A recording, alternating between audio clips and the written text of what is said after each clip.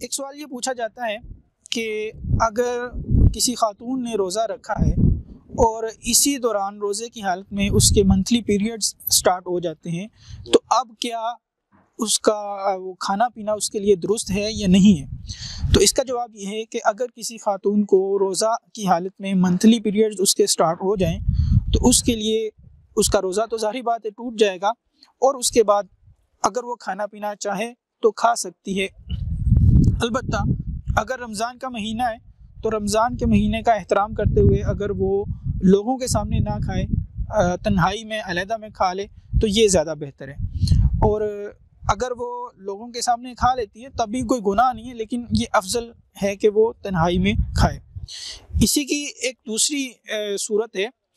کہ اگر کسی خاتون کو منتھلی پیریڈز چل رہے تھے اور رمضان کا مہینہ ہے، رمضان کے مہینے کے اندر دن کی حالت میں اس کے منتھلی پیریڈ جو ہیں وہ ختم ہو گئے، روزہ تو ظاہری بات ہے اس نے نہیں رکھا کہ روزہ تو صبح سحری کے وقت سے سٹارٹ کرنا تھا اور اس وقت وہ منتھلی پیریڈز چل رہے تھے، لیکن اب روزے کی حالت کے دوران یعنی دن کے دوران ہی اس کے پیریڈز ختم ہو چکے ہیں، اب کیا کرے؟